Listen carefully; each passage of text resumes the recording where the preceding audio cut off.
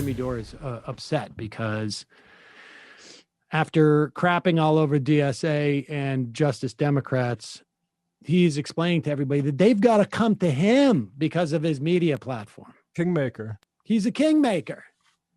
They've got to come to him. Like very Joe Manchin of him. It's just the attitude of like, I mean, look. Your show has been around a long time, Sam. Can you ever imagine having that thought? I mean, no. And I was going to say this, like, and I've come across people who've had, that reminds me of Ed Schultz, frankly, who had a very similar attitude. Like, there are people, here's the thing,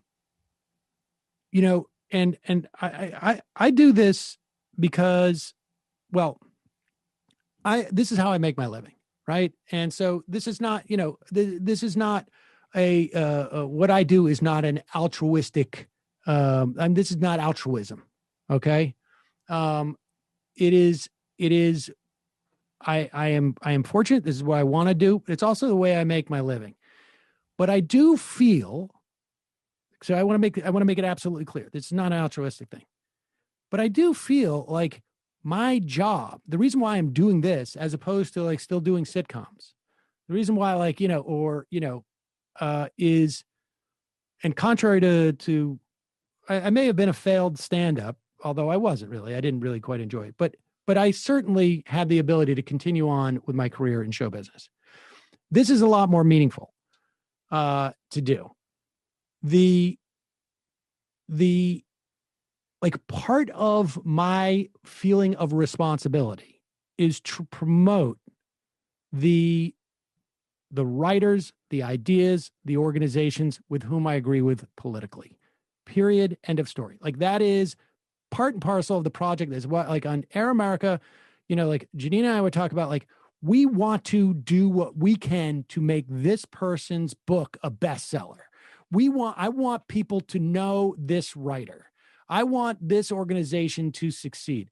Like and you come across a lot of these people, like when you deal with them, sometimes, not a lot of them actually, but a small percentage of them, they're a-holes. You don't like them. They're dicks, whatever. The bottom line is, like, I endeavored to not let that in any way influence my desire to have them on and promote their work if I thought what their work was helpful to people or to the politics. Just like my obligation to maintain, like, to make this different than like me being on a sitcom, right? Like, I mean, that's just, that was always embedded in it. It is impossible for me to imagine. And Brandon, I think, can attest to this. Like, I can think of one person who was just so rude and put the show on multiple days in jeopardy because they canceled the last minute, and like completely offhanded, that I finally said, like, I'm not booking that guy anymore, because even though I like his work, like, I just, like, it's just too hard. But I've never, like, and I've been doing this 15 years, thousands of guests, some who are like rude and this and that, but I'm like, if they have something of value, I'm going to put them on. The idea that people need to curry favor with me to get on if I agree with what they're doing politically is so foreign. And it really is like, look, far more people to this day, Emma excluded, recognize me from, that one little tiny thing I did on Sex and the City than the show. I muted myself by accident. I found out about this 2 days ago. He is the guy on Sex and the City who spits out his steak. Everybody knows this, but I don't know this. The point being is that I think for some people, this is their big taste at fame, and they're going to leverage that, and they're going to, and that is where their power emanates from. I am very proud of the fact that I can, have Rick Perlstein on and have his ideas and have, and be able to say to him, like, 60,000 people watched, this interview one time on YouTube, or, 150,000 people heard you in one form or another after yesterday, or something like that. I'm proud about that because I'm bringing value to him. And I think those ideas are worth it. The idea that you would say to Justice Democrats, we agree, but you should be currying favor for me because I can help you. That attitude is, in my mind, demented. It is perverse. Like, if you think this is a good idea, you should be doing everything in your power to present it and to broadcast it, because that's what your project should be. The idea that you even contemplate, like, who should be courting you to get access to your platform in doing what we do, like, it makes sense to me if, like, you're, I don't know, Jimmy Fallon, you're like, you want to come on and do your business, you got whatever. Yeah. But I mean, to do what we do in this, like, it is such a really, in many respects, a privilege to be able to do what we do. And it is, the dues you pay for that are, like, in my mind, and not even the dues, it's like the obligation you have is to promote ideas that you think are good in organizations that you think are doing good work. It should not be a function of how much they, kiss the ring or whatever. And I think it's also sort of twisted to perceive yourself as having a ring. But well, it is, but especially if you're him. And also the point too is that this is the guy that came up with this strategy, right? Like, this is his mentality. Whatever you think, like, we should play the clip also. I think. Okay, It's not.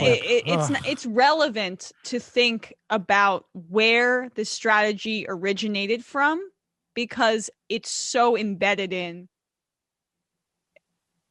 everything about who he is so embedded in that. You cannot disentangle strategy. that. But here, yep. People are saying that I need to be nicer to people to get on board with Medicare for all. They're supposed to be being fucking nice to me. Do you realize that? Do you realize you have it backwards? Do you realize if the DSA has a platform that they want to implement, and I have a media platform, they could use it because we agree on it? I'm not supposed to fucking court them. They're supposed to court me.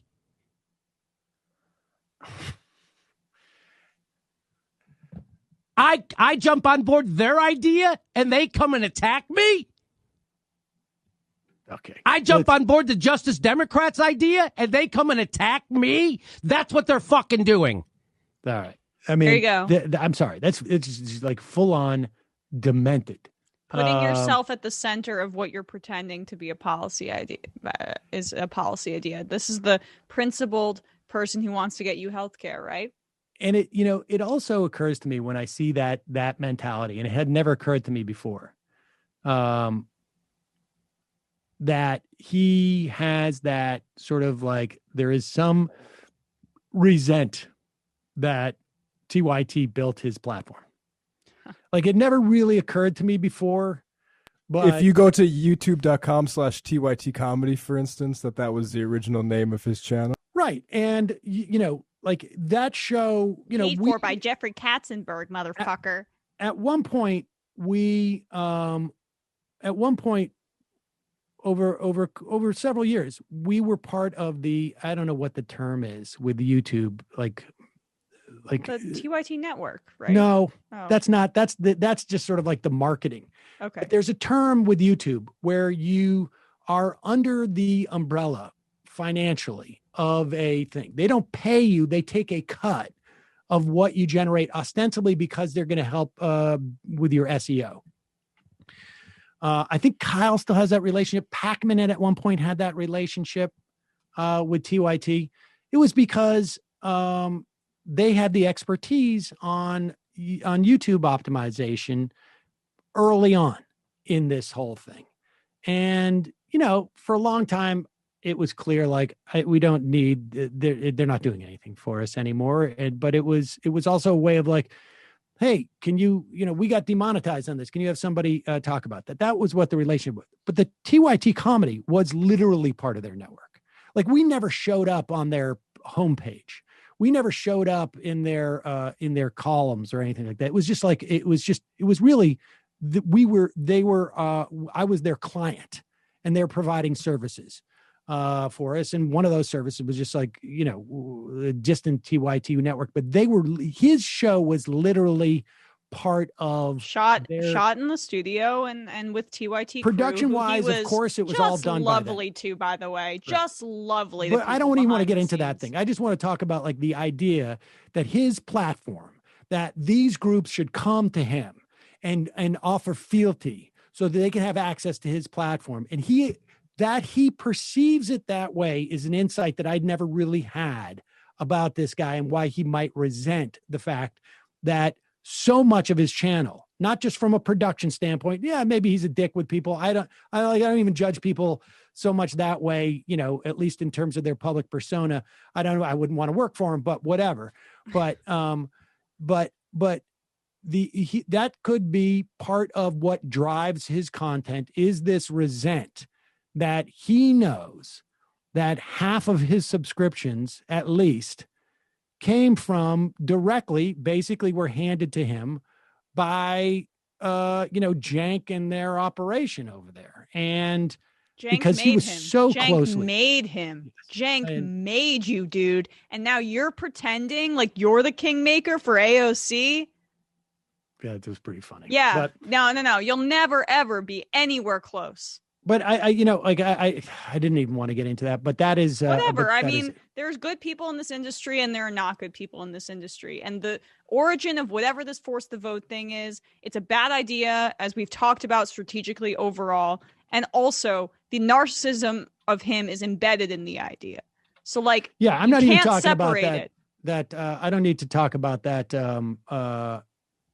I don't need to talk about that strategy because it's over. It didn't work. And it worked for his Patreon, I think. But, so that's all that matters.